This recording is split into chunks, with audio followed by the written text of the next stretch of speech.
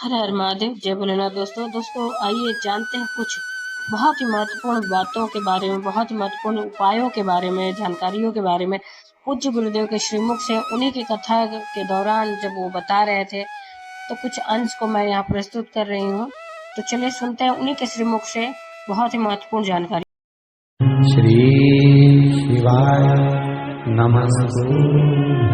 रविवार को अगर लोटा भरकर शिव को समर्पित करा जाता है तो घर में तेज लक्ष्मी प्राप्त। जैसे रसोई घर में हम प्रवेश कर रहे हैं, हमने कई जगह देखा है जहाँ जिन जिन के यहाँ रसोई घर बने होते हैं, उनने अन्नपूर्णा माता का फोटो जहाँ पर बगार लगाती है, चूल्हे में छोकती है गैस के ऊपर, वहीं सामने अन्नपूर्णा जी का फोटो लगा कर रखा है। ईमानदारी से बोलो, अपनी सास का फोटो चूल्हा के ऊपर लगा के बता। अरे बोलो तो सही, अच्छा लगेगा? नहीं ना। अन्नपूर्णा का फोटो कहाँ होना चाहिए? शास्त्र कहता है अन्नपूर्णा मैया का जो चित्र है, अन्नपूर्णा मैया का जो चित्र है, अन्नपूर्णा मैया का जो फोटो है, वो जहां से अपन रसोई घर में प्रवेश करते हैं, प्रवेश करते समय अन्नपूर्णा माँ का चित्र उस सम्मुख में होना चाहिए। प्रवेश करते समय हम अन्नपूर्णा का दर्शन करके अंदर प्रवेश। भगवान शंकर को माँ जगत जननी भोजन करा रही थी, शंकर जी ने वर मांगा था अन्नपूर्णा का, अभी भी सुधर जाओ रे, अभी भी सुधर जाओ, नहीं सुधरो तो सिधर जाओ रे, या तो सुधरो नहीं तो सिधरो, थोड़ा सुधरो। शनि का नियम है, शनि कथा कहती है पांव की चप्पल बार बार टूट रही हो, घिस गई हो, बत्ती टूट रही हो, कुछ कर रही हो, और अगर कमर से नीचे जो वस्त्र पहने हो वो अपने आप फट रहे हो, समझ लेना कि शनि पांव से प्रवेश कर रहा। कैसे? शनि कथा अगर आपने सुनी हो तो उसमें व्याख्यान आता है शनि कथा में, पांव की चप्पल बार बार टूट रही हो, कमर से नीचे जो वस्त्र पहने हो वो फट रहे हो, कहीं पजामा है, धोती है, आदि वस्त्र हैं, कपड़े हैं, वो अपने आप फट। आज के जमाने में तो फटे फटाए पहनते हैं लोग, फैशन। उसकी गारंटी नहीं है, उसका हम वर्णन नहीं कर रहा। जब पहनते हम समझ जाते हैं इसको शनि तो ऑलरेडी लगा ही हुआ। जब उनका घुटना घुटनी सब फटा हुआ दिखता है तो उसमें लग जाता है कि शनि पहले से लग गया बापड़ा, उनके पहने से तो मालूम पड़े। मतलब अपनी प्रखरता शनि दिखा रहा। किसी मंदिर में गए महाराज और वहां जाने पर चप्पल चली गई तो समझ लेना शनि की कुदृष्टि अब पड़ना बंद होना चालू हो गया। कितना सुंदर कहा है महाराज। रसोई घर में लोग चप्पल पहन कर जाते हैं, जहां भगवान का प्रसाद बन रहा है, जहां अन्नपूर्णा निवास कर रही है, और पूछो तो किचन की चप्पल है तो माथे पे रख लो। तुम अपनी माँ को जरूर देखना है एक बार, वो बूढ़ी माँ कितनी बार किचन में चप्पल पहन कर गई, मुझे जरूर फोन कर बताना। सूर्य नारायण की कथा पढ़ना, शनि महाराज की कथा पढ़ना और गरुड़ पुराण की कथा पढ़ना। जिन जिन कथाओं का हम व्याख्यान कर रहे हैं उसको पढ़ना जरूर हो। क्या लिखा है? घर के अंदर जब चप्पल जाती है, रोग, बीमारी, कष्ट, तकलीफ चालू हो जाती है। तुमने चप्पल क्यों पहनी? ठंड नहीं बैठ जाए, रोग नहीं बैठ जाए। घर के अंदर उतना बढ़ गया, एक कालीन बिछा दो, एक दरी बिछा दो, मोटा आसन बिछा दो जिस पर तुम चल लो।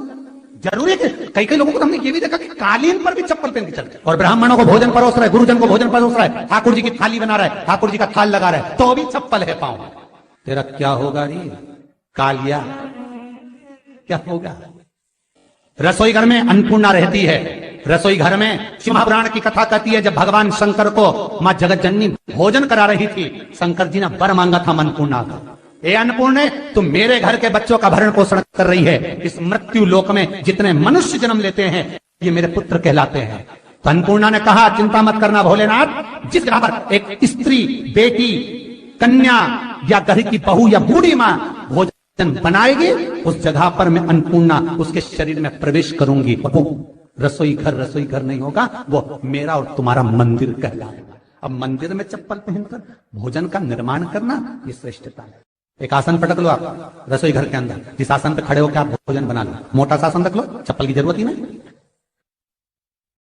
श्रीमद् भागवत कथा कर रही है तुलसी का मात्र, तो शनि अपनी दृष्टि बता देता है। शास्त्र कहता है जब घर के अंदर प्रवेश करने के, जब आप घर में प्रवेश करें तो कोने में चप्पल को उतार दें। बाहर जगह नहीं है तो घर के अंदर प्रवेश कर लेफ्ट में चप्पल को उतार दें। और 7 या 3 कदम के अंदर चप्पल उतर जाना चाहिए घर के अंदर में।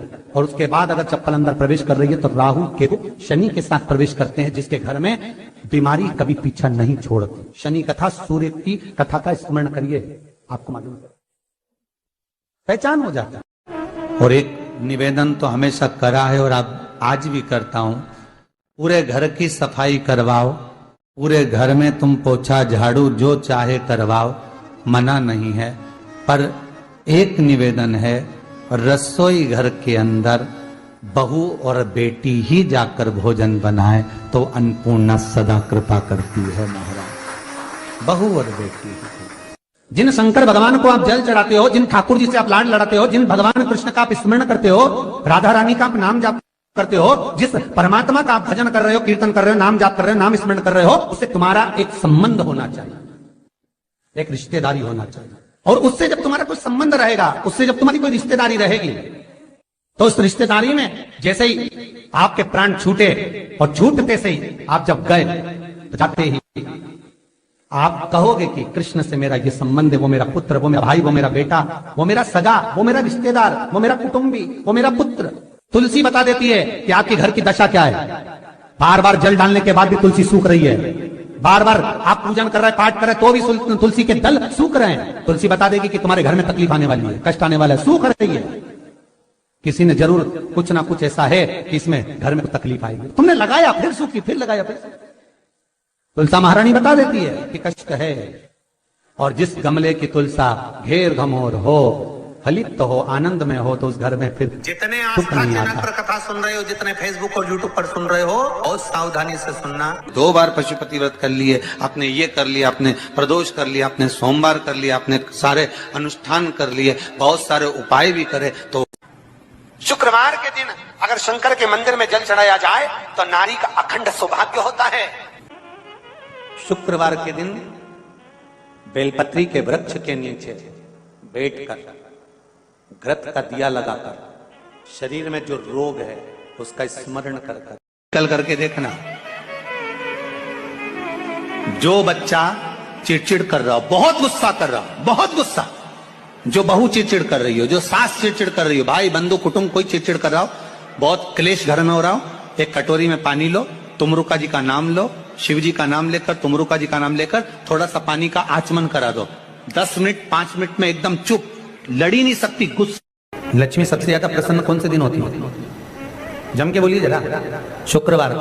तो शुक्रवार को लक्ष्मी सबसे ज्यादा प्रसन्न क्यों होती है? शिव महापुराण, यहाँ तक विष्णु पुराण करती है, स्कंद पुराण वर्णन करती है, कार्तिक खंड वर्णन करता है कि तुलसी का क्यारा गोल है, चौकोर है, षडाकार का है। उसका भी प्रमाण हमारे शास्त्र में लिखा हुआ है कि अगर तुलसी का कुंड गोल है तो वो ऐश्वर्य प्राप्त करता है, तुलसी का कुंड चौकोर है तो वो वंश की वृद्धि करता है, तुलसी का कुंडा अगर षडाकृति का है, 6 फलक वाला है, तो वो घर में संपदा की वृद्धि करता है। ये तुलसी के कुंड का भी प्रमाण हमारे यहाँ शास्त्र में लिखा हुआ है कि कुंडा कैसा होना चाहिए, तुलसी के कुंड की आकृति कैसी होना चाहिए।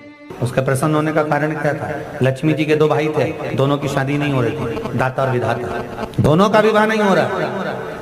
और दाता विधाता के लिए लक्ष्मी बड़ी परेशान थी, रोज नारायण से कहती थी प्रभु कुछ कृपा करिए, दाता विधाता का विवाह नहीं हो रहा, उम्र होती चली जा रही, इनका कुछ करिए प्रभु, आप नारायण हो, आप कुछ तो कर सकते हो। भगवान नारायण ने तब लक्ष्मी से कहा एक काम करो, बेलपत्री के पेड़ के नीचे बैठकर लक्ष्मी तुम अनुष्ठान करो तुम्हारे भाइयों के विवाह के लिए। इसलिए आज भी हमारे हिंदू धर्म की रीति है कि बेलपत्री के पेड़ के नीचे शाम के समय लक्ष्मी का वासा होता है। इसलिए लोग इस बेलपत्री के पेड़ के नीचे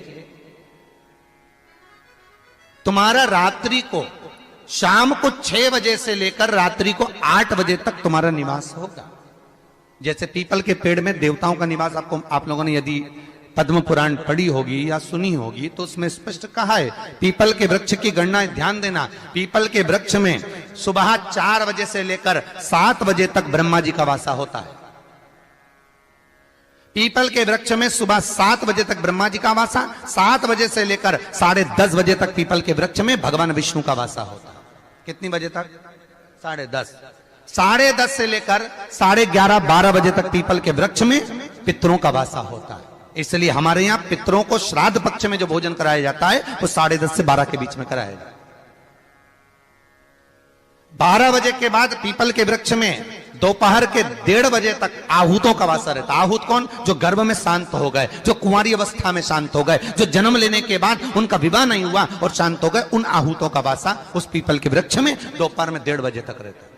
उसके बाद में प्रेतों का वासा चालू होता है, इसलिए दोपहर के समय पीपल के पेड़ की परिक्रमा नहीं होती। फिर शाम को 4 बजे से 7 बजे तक पीपल के वृक्ष में शंकर जी का वासा होता है, इसलिए शाम के समय पीपल की परिक्रमा नहीं होती। 7 बजे के बाद में पीपल के वृक्ष में रात्रि को 9 बजे तक कुबेर का वासा होता है। फिर 9 बजे के बाद में प्रेतवास चालू होता है पीपल के वृक्ष में। उसी तरह बेलपत्री का जो वृक्ष है, उस बेलपत्री के वृक्ष के नीचे रात्रि को 8 बजे से लेकर 12 बजे तक बेलपत्री के पेड़ के नीचे कुबेर का निवास होता है। महाराज, कुबेर का निवास। प्रयास करा करो किसी बेलपत्री के पेड़ के नीचे हम दीप लगाएं, घी का दीप। यदि संपदा की कमी हो तो, अगर भगवान ने खूब संपदा दी है तो भले मत लगाओ, कोई दिक्कत। महामृत्युंजय मंत्र का यदि आप जाप करते हो और आपको मालूम पड़ गया कि शरीर में मुझे ये रोग हो गया है, मुझे शुगर हो गया है, मुझे बीपी हो गया है, मेरा ब्लड प्रेशर ऊंचा नीचा रह रहा है, कोई भयंकर रोग, मेरे रिश्तेदार को कोई कैंसर जैसा रोग हो गया, किसी को कोई थायराइड हो गया, किसी को कोई किडनी और लीवर में सूजन हो गई, किसी को कहीं किडनी और लीवर में तकलीफ हो गई, तो शिव महापुराण की कथा कहती है, नवग्रह शिव महापुराण की कथा कहती है कि बेलपत्री के वृक्ष के नीचे महामृत्युंजय मंत्र का जाप जो शुक्रवार की शुक्रवार घी का दिया लगाकर करता है, उसके रोग बाबा देवाधिदेव महादेव समाप्त करते चले जाते हैं। ये संजीवनी मंत्र शुक्रवार के दिन भगवान शंकर को शुक्र को दिया था, इसलिए उसकी प्रदान। शुक्रवार के दिन बेलपत्री के वृक्ष के नीचे बैठकर घृत का दिया लगाकर शरीर में जो रोग है उसका स्मरण कर कर शंकर जी से विनय कर कर, हे भोलेनाथ, आपने शुक्र देवता को संजीवनी मंत्र दिया है, तो क्या आप मेरे को वो मंत्र प्रदान नहीं करोगे? मेरे रोग, मेरी बीमारी, मेरे दुख को आप नहीं हरोगे? शिव से कहो, ये शरीर आपने दिया है और भजन करने के लिए दिया है, स्मरण करने के लिए दिया है, कीर्तन करने के लिए दिया है, तो संभालोगे भी आप। और बेलपत्री की ओर मुख कर कर घी का दिया लगाकर महामृत्युंजय मंत्र का स्मरण कर लेने पर धीरे धीरे धीरे धीरे धीरे धीरे वो रोग समाप्ति की ओर आता चले जाता है। तो उम्मीद करते हैं जानकारी आपको अच्छी और उपयोगी लगी होगी। अगर अच्छी और उपयोगी लगी तो एक लाइक छोटा सा अवश्य करिए। आप पहली बार मेरे चैनल पे आए तो मेरे चैनल को सब्सक्राइब करिए, बेल नोटिफिकेशन अवश्य दबाइए, जिससे आने वाले वीडियो आपको समय से प्राप्त होते हैं। दोस्तों, कोई भी प्रश्न या सुझाव कमेंट बॉक्स में लिख सकते हैं। फिर मिलते हैं दोस्तों एक नई जानकारी के साथ नए वीडियो में। तब तक के लिए जय भोलेनाथ, हर हर महादेव, श्री शिवाय नमस्तुभ्यम। धन्यवाद दोस्तों।